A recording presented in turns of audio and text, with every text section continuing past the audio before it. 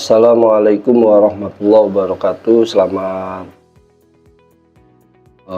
pagi untuk Bapak Ibu Guru SMK Negeri 1 Brondong, khususnya di program keahlian konsentrasi keahlian teknik komputer, jaringan dan telekomunikasi SMK Negeri 1 Brondong. Pada kali ini saya mencoba memberikan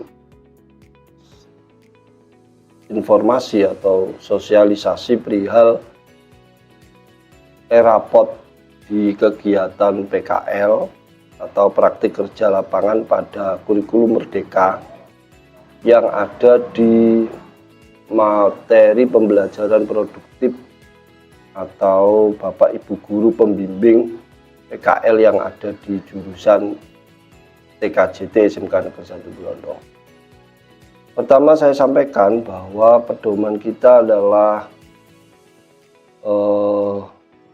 sebagai berikut dari Kementerian Pendidikan, Riset dan Teknologi.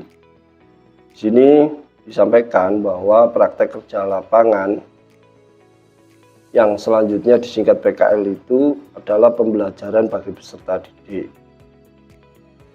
di mana intinya PKL atau kegiatan magang atau PKL ini menjadi mata pelajaran di produktif TKJT yang pada tahun ini dilaksanakan dengan dasar hukum Permendikbud nomor 50 tahun 2020 pasal 1. Itu adalah dasar hukumnya kenapa PKL menjadi mata pelajaran produktif di SMK, khususnya di jurusan TKJT. Di sini di Permendikbud ini dijelaskan bahwa yang dimaksud dunia kerja, yang pertama adalah dunia usaha, yang kedua adalah dunia industri, yang ketiga badan usaha milik negara atau badan usaha milik daerah, yang keempat instansi pemerintah atau lembaga lainnya.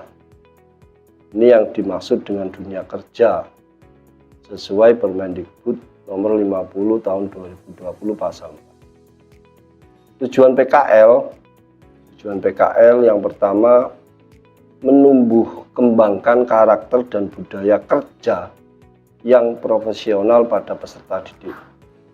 Yang kedua, meningkatkan kompetensi peserta didik sesuai kurikulum dan kebutuhan dunia kerja atau dunia IDUKA, dunia industri, dunia usaha, dan dunia kerja. Yang ketiga, menyiapkan kemandirian peserta didik untuk bekerja dan atau berwirausaha. Yang ketiga ini sesuai dengan konsep moto di SMK Negeri Brondong, khususnya di TKJT, yaitu Growing Karakter BMW, bekerja, melanjutkan ke PTN-PTS, dan berwirausaha. Sejarah PKL pada pendidikan menengah kejuruan SMK itu dituliskan di sini mulai tahun 1984 sampai sebelum 84. Kurikulum 84, kurikulum 94, kurikulum 2006, kurikulum 2013, dan sekarang kurikulum Merdeka. Kurikulum Merdeka bertujuan memberi kesempatan bagi semua murid di Indonesia untuk menjadi pelajar sepanjang hayat yang kompeten dan berkarakter Pancasila. Ini sesuai Permendikbudristek nomor 5 tahun 2002 tentang standar kompetensi lulusan. PKL pada kurikulum Merdeka ini itu di Kemendikbudristek nomor 262/M/2002 dikatakan praktek kerja lapangan merupakan bagian intrakurikuler. Yang kedua, praktek kerja lapangan dilakukan sekurang-kurangnya selama 6 bulan atau 18 minggu di kelas 12 pada program 3 tahun ekivalen, di mana jumlahnya sebanyak 792 jam pelajaran, dan selama 10 bulan atau 27 sampai dengan 28 minggu di kelas 11 ekivalen sebanyak 1.368 jam pelajaran. Yang ketiga, pelaksanaan mata pelajaran PKL mengacu pada panduan yang ditetapkan oleh pemimpin unit yang membidangi pendidikan vokasi.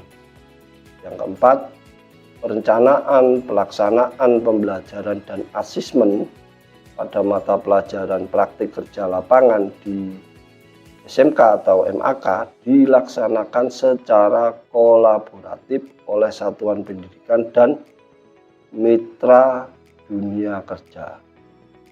Yang kelima, memiliki guru mata pelajaran pengampu di bidang PKL. Yang keenam, PKL dapat diampu dan atau dibimbing oleh semua guru, artinya bisa guru produktif, normatif, maupun adaptif. Yang ketujuh, mata pelajaran praktik kerja lapangan dapat diampu dan atau dibimbing oleh paling banyak 44 guru. Ini adalah ketentuan PKL pada kurikulum Merdeka berdasarkan Kemendikbudristek nomor 262/M/2002. PKL pada kurikulum Merdeka di sini dijelaskan juga bahwa satu, praktek kerja lapangan PKL adalah mata pelajaran yang merupakan wahana pembelajaran di dunia kerja atau dunia iduka, dunia industri, dunia usaha, dan dunia kerja. Yang kedua, mata pelajaran PKL dirancang dalam struktur kurikulum SMK untuk dilaksanakan pada kelas 12 bagi SMK program 3 tahun dan kelas 12 ini di program 4 tahun, di kelas 13 di sekolah SMK yang programnya 4 tahun, dengan pertimbangan peserta didik telah memiliki dasar-dasar kemampuan kerja yang cukup. Yang ketiga, PKL dilaksanakan secara blok sesuai dengan ketersediaan sumber daya dan kebutuhan penguasaan kompetensi. Yang keempat, pelaksanaannya antara lain dapat menggunakan sistem pelatihan berotasi dalam satu dan atau beberapa mitra dunia kerja. Artinya PKL itu bisa dilaksanakan pada satu studi atau lebih dari itu. Pada kurikulum Merdeka yang kelima, PKL itu adalah berkontribusi pada penguatan nilai-nilai dan karakter profil pelajar Pancasila. Nilai dan karakter tersebut disesuaikan dengan konteks pembelajaran PKL dan karakteristik dunia kerja. Yang keenam, kegiatan pada mata pelajaran PKL direncanakan dilaksanakan, dinilai, dipantau, dan dievaluasi bersama oleh sekolah dan dunia kerja. Yang ketujuh, mata pelajaran PKL diampu oleh tenaga pendidik yang ditugaskan oleh sekolah dan pembimbing teknis yang ditugaskan oleh pimpinan dunia kerja. Di mana ini adalah PKL pada kurikulum Merdeka, elemen, deskripsi, capaian pembelajaran yang harus dicapai oleh seorang siswa peserta PKL. Nah, selanjutnya di sini ada sebuah kata-kata bijak dari Ki Hajar Dewantara bahwa anak-anak hidup dan tumbuh sesuai kodratnya sendiri. Pendidik, seorang guru, hanya dapat merawat dan menuntun tumbuhnya kodrat itu. Ini semangat bagaimana kita seorang guru itu semestinya harus menjadi pendidik, tidak hanya sekedar menjadi pengajar. Ini saran dari kata bijak Ki Hajar Dewantara. Oke Bapak Ibu, itu mengawali saya sebagai kepala konsentrasi program konsentrasi TKJT dalam kegiatan sosialisasi panduan pengisian e-rapot di sistem kurikulum Merdeka. Yang pertama yang saya jelaskan adalah struktur kurikulum, di mana di struktur kurikulum yang ada di mapel materi pelajaran produktif di TKJT Sungkan Giri Londong adalah sebagai berikut. Struktur kurikulum pembelajaran di fase E atau di fase E di kelas 10. Di sini ada mata pelajaran, ada elemen, ada detail, capaian fase E. Ini kenapa saya sampaikan di kegiatan pengisian e-rapot kelas 11, karena secara fakta kegiatan anak di BKL sering atau terkadang memperoleh pekerjaan yang masuk di kompetensi fase E atau kelas 10, sehingga perlu saya sosialisasikan ke Bapak Ibu guru produktif atau pembimbing PKL di TKJT agar nanti tidak mengalami kesalahan atau kerepotan dalam pengisian aplikasi e-rapot di kegiatan PKL yang di jurusan TKJT. Yang selanjutnya di sini ada di kelas 10 itu ada mata pelajaran yang bernama proses bisnis dan profesi dan kewirausahaan atau masuk di materi DKK, di mana ini ada elemennya, di sini ada capaiannya, dan ini pelajaran yang masuk di semester 1 dan semester 2 di kelas 10, di mana kadang anak magang PKL itu dapat pengalaman kerja, bagaimana berbisnis, bagaimana membuat bisnis, dan sebagainya. Yang kedua, di fase E itu ada mapel yang namanya teknologi jaringan komputer dan telekomunikasi. Capaian pembelajarannya di sini siswa diberikan pengalaman masalah microwave, IP dan sebagainya, sesuai yang tertera. Dan di sini masuk di pembelajaran kelas semester ganjil dan genap di kelas 10. Selanjutnya ada mapel media dan jaringan telekomunikasi, masuk di KK. Yang selanjutnya ada teknik kerja industri. Yang kelima ada teknik komputer, jaringan dan telekomunikasi. Yang keenam ada K3LH. K3LH itu adalah pelajaran keselamatan kesehatan kerja lingkungan. Bapak Ibu guru pembimbing PKL, bahwa struktur kurikulum produktif di fase E atau kelas 10 TKJ ini dapat saya sampaikan. Di sini TKJT juga memiliki mapel produktif muatan atau tambahan, yaitu satu ada namanya IoT itu Internet of Things, dan capaiannya sudah tertulis di sini. Ini nanti siswa-siswi di tempat PKL mungkin mendapatkan pengalaman tentang sensor, microcontroller, dan sebagainya. Muatan tambahan berikutnya di kelas 10 atau di fase E ini adalah siswa-siswi di TKJ itu dibekali dengan materi tambahan Artificial Intelligence, ya, AI. Mungkin kalau siswa di PKL dapat pekerjaan yang hubungannya dengan AI, ya berarti nanti masuk di fase E. Yang terakhir di tambahan mapel produktif itu ada materi manajemen file maupun hard file, hard maupun soft file. Seperti itu Bapak Ibu guru pembimbing PKL yang bisa saya sampaikan untuk fase E, di mana nanti Bapak Ibu guru jika pembimbing mengisi rapot memperhatikan ketentuan dari yang sudah saya sampaikan ini. Di sini juga saya terapkan kelas, semester, jumlah jam, total jam, dan guru pengampu atau guru yang ngajar saat di kelas. Dimana di sini ada kodenya dan kode Bapak Ibu gurunya ya.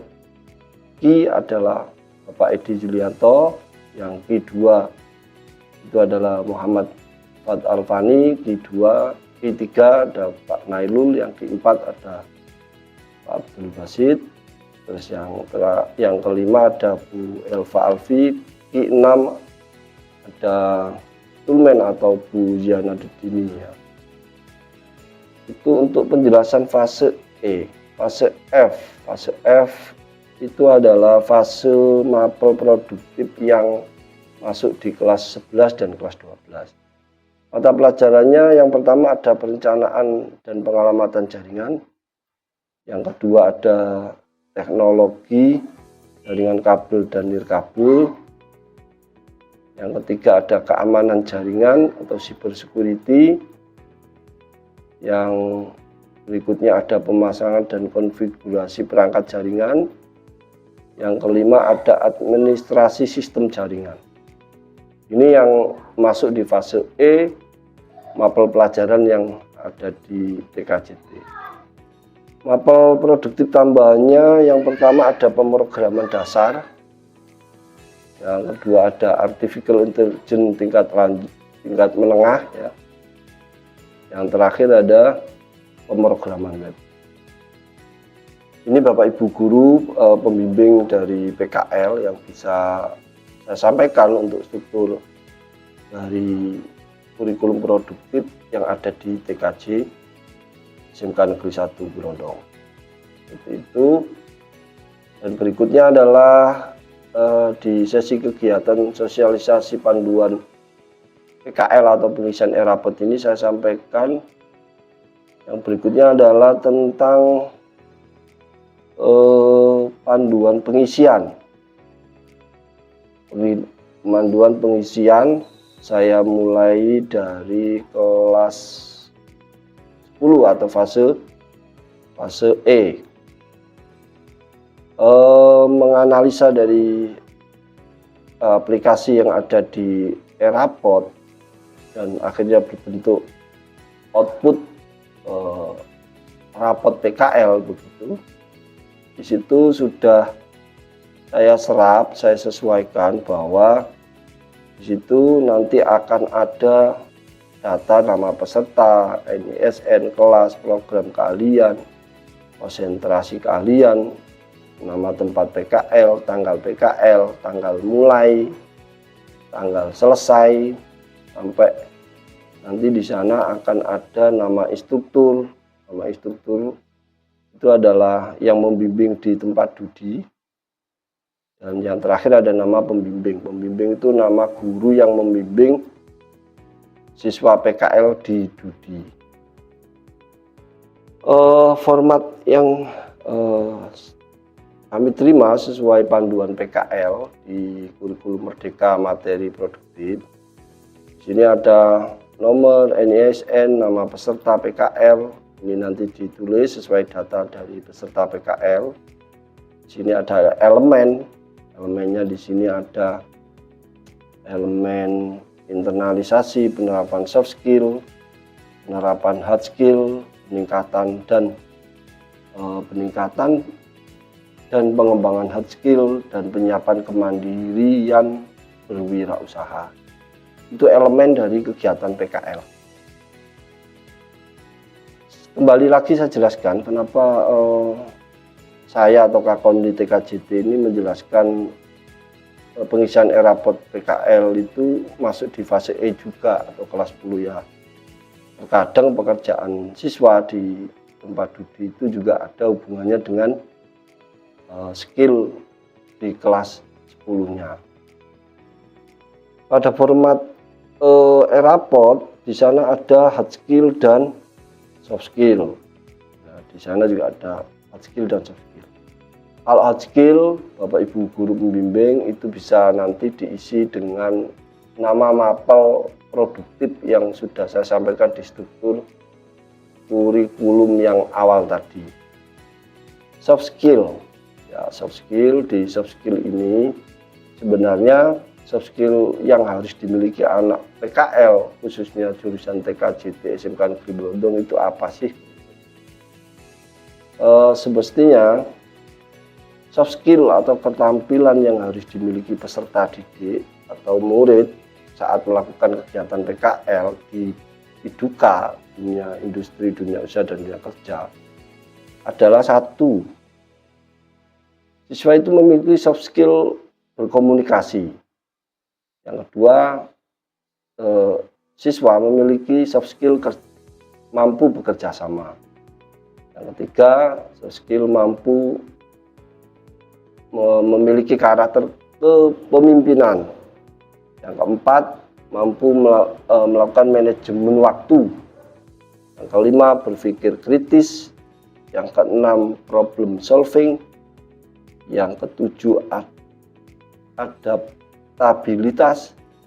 Yang kedelapan, kreativitas. Ini adalah soft skill yang semestinya harus dimiliki oleh siswa PKL, dan data ini nanti bisa Bapak Ibu guru sesuaikan dengan pengisian e-rapotnya.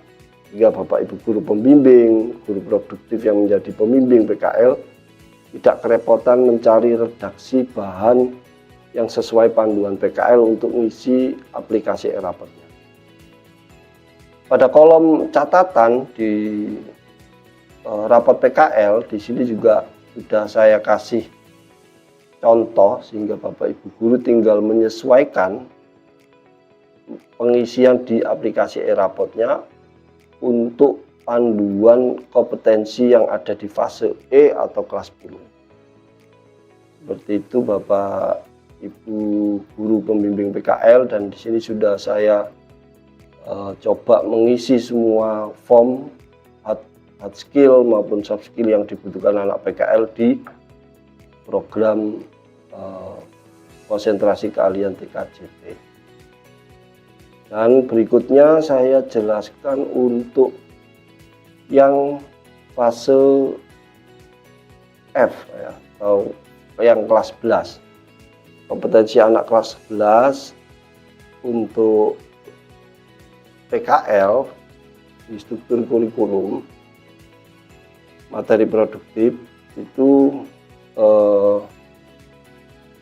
sudah saya coba buatkan sehingga Bapak Ibu guru tinggal menyesuaikan saja. Untuk elemennya sama, hard skill-nya nanti akan beda. Hard skill-nya itu sesuai dengan struktur kurikulum nama mapelnya yang tadi awal sudah saya sampaikan.